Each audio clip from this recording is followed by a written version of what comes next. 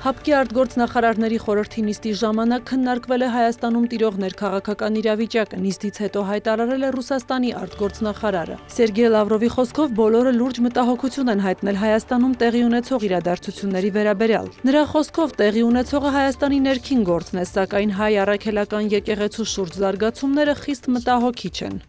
Մենք շահագրգռված ենք այս իրավիճակի հնարավորինս շուտ լուծմամբ Հայաստանի Սահմանադրության, հավատացյալների իրավունքների եւ ընդհանուր առմամբ մարդու իրավունքների լիակատար հարգանքի հիման վրա։ Արտգործնախարարների խորհրդի նիստի ընթացքում քննարկվել են նաև Հայաստանի հարաբերությունները ՀԱՊԿ-ի հետ։ Լավրովի խոսքով դաշինքի անդամ երկրները Հայաստանը համարում են կառույցի լիիրավ անդամ եւ ի գիտություն են ընդունել, որ Հայաստանի արտաքին գործերի նախարարը կրկին հրաժարվել է մասնակցել կազմակերպության հերթական միջոցառմանը։ Մենք շարունակում ենք Հայաստանը համարել այս կազմակերպության լիիրավ անդամ, սակայն անկասկած լիիրավ անդամակցությունը ենթադրում է բոլոր պարտավորությունների կատարում, որոնք բխում են Հավաքական անվտանգության պայմանագրի կազմակերպության կանոնադրական փաստաթղթերից, այդ թվում անդամավճարների փոխանցումը։ Լավրովը հիշեցրել է նաև Երևանից հնչող հայտարարությունների մասին, որ մոտ ապագայում Հայաստանը ստիպված կլինի ընտրություն կատարել ԵԱՏՄ-ի եւ Եվրամիության միջև, ինչպես նաև վերջնականապես կողմնորոշվել ՀԱՊԿ-ի հարցում։ Մենք որևէ ճնշում չենք գործադրում Հայաստանի իշխող շրջանակների վրա, մենք կսպասենք այս բոլոր հարցերի շուրջ հստակության, բայց բոլորս էլ հասկանում ենք, որ եթե Հայաստանը հրաժարվի իր դաշնակիցներից, իր ամենամոտ գործընկերներից, իր հարևաններից, հազիվ թե դա օգուտ բերի հայ ժողովրդին։ Կրեմլի խոսնակը եւս անդրադարձել է ՀԱՊԿ-ին Հայաստանի անդամակցությանը։ Դմիտրի Պեսկովը նշել է, դա Հայաստանի ինքնիշխան որոշումն է, սակայն նրա խոսքով ՀԱՊԿ-ին անդամակցությունը Հայաստանին որոշակի օգուտներ է բերում։ Պեսկովը շեշտել է, Ռուսաստանը հիմնվում է այն փաստի վրա, որ Հայաստանը կազմակերպությունից դուրս չի եկել։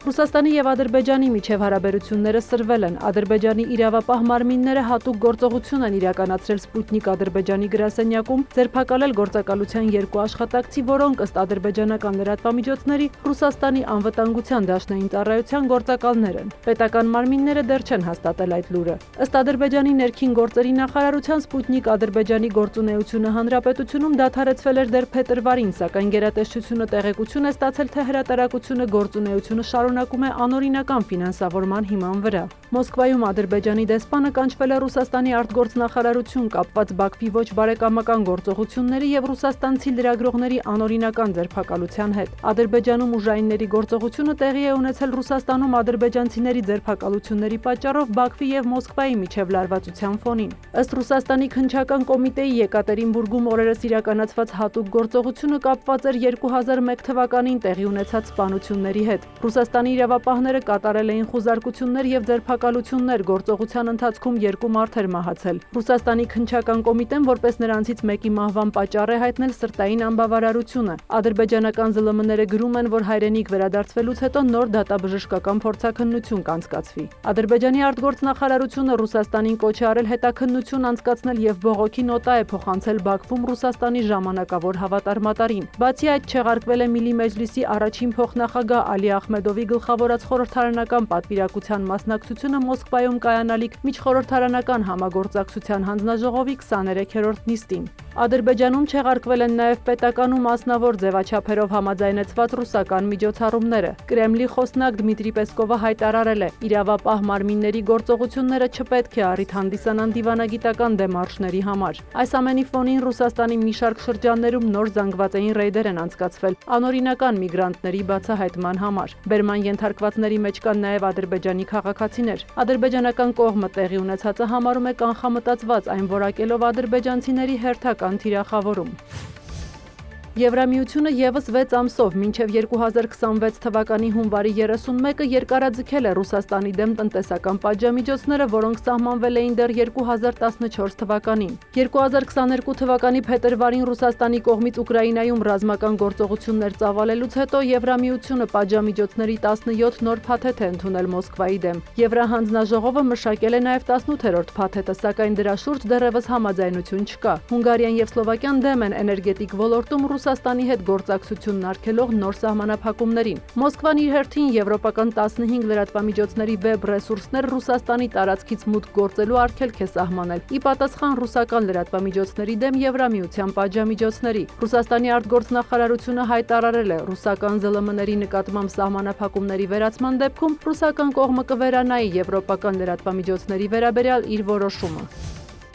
Ուկրաինայում իր առաջին այցով գտնվող Գերմանիայի արտաքին գործերի նախարար Յոհան Վադեֆուլը հայտարարել է. Կիևի հետ համաձայնել են ամրապնդել գործակցությունը պաշտպանական արդյունաբերության բնագավառում։ Ըստ գերմանացի բարձրաստիճան դիվանագետի, Ռուսաստանի նախագահը ցանկանում է գրավել ոչ միայն ամբողջ Ուկրաինան, այլև վախ տարածել Եվրոպայում։ Վադեֆուլը շեշտել է, ուկրաինացիները Ռուսաստանից պաշտպանում են ոչ միայն իրենց սեփական ինքնիշխանությունն ու ազատությունը, այլև Եվրոպայի։ Գերմանիայի արտգործնախարարը վերահաստատել է, Բեռլինն ամուր կանգնած է Կիևի կողքին եւ կշարունակի աջակցությունը, որքան դրա կարիքը լինի։ Իրանում Իսրայելի հետ հակամարտության հետևանքով զոհերի թիվը հասել է 935-ի, հայտնել են երկրի դատական իշխանությունները։ Ավելի վաղ Իրանի առողջապահության նախարարությունը հայտնել էր նաև շուրջ 5000 վիրավորի մասին։ Իսրայելն իր հերթին հայտնել էր շուրջ 30 զոհի եւ ավելի քան 3000 վիրավորի մասին։ Իսրայելական հարվածների հետևանքով նոր զոհերի մասին են հայտնել նաև Գազայի հատվածում։ Պաղեստինյան անկլավի տարբեր շրջաններում լուսաբացից ի վեր ըստ իշխանությունների զոհվել է շուրջ 50 մարդ, մի քանի տասնյակը վիրավորվել։ Զոհերի եւ վիրավորների մի մասը հարվածների պահին եղել է օգնության բաշխման կենտրոնի մոտ։ Իսրայելի բանակը խոստովանել է օգնության բաշխման կենտրոններից մեկի թիրախավորումը, սակայն ըստ Ցահալի պաղեստինյան կողմի ներկայացրած թվերը չափազանցված են։ Միևնույն ժամանակ Իսրայելը տարհանման նոր հրահանգ է տարածել Գազայի հատվածի հյուսիսի բնակիչների համար։ Հումանիտար կազմակերպությունները շարունակում են ահազանգել անկլավում տիրող մարդասիրական ճգնաժամի եւ սովի մասին։ Թուրքիայի նախագահն Անկարայում ընդունել է Մեծ Բրիտանիայի արտգործնախարարին Ռեջեփ Թայիպ Էրդողանի եւ Դեյվիդ Լեմիի հանդիպման օրակարգում են եղել երկկողմ հարաբերությունները, ինչպես նաեւ փոխադարձ հետաքրքրություն ներկայացնող տարածաշրջանային եւ գլոբալ խնդիրները։ Լեմիի հետ հանդիպում է ունեցել նաեւ Թուրքիայի արտգործնախարարը։ Բանակցություններից հետո Հաքան Ֆիդանը հայտարարել է. Թուրքիայի ռազմավարական կարևոր նպատակներից է Իրանի եւ Իսրայելի միջև ներկայիս համաձայնության պահպանումը եւ հրադադարի խախտումների կանխումը։ Ֆիդանն ընդգծել է Թուրքիայի եւ Բրիտանիայի միջև ամուր փոխգործակցությունը տնտեսության, պաշտպանության եւ տեխնոլոգիաների ոլորտում, հավելելով. երկկողմ առևտուրը կայուն տեմպերով մոտենում է 30 միլիարդ դոլարի նպատակակետին։ Այցից առաջ Լեմին համոզմունք էր հայտնել, որ Թուրքիային Eurofighter Typhoon կործանիչների վաճառքի շուրջ բանակցությունները դրական ավարտ կունենան։ Լեմիի խոսքով Թուրքիայի կողմից Typhoon կործանիչների կիրառումը ել ավելի կամրապնդի բարեկամական կապերը։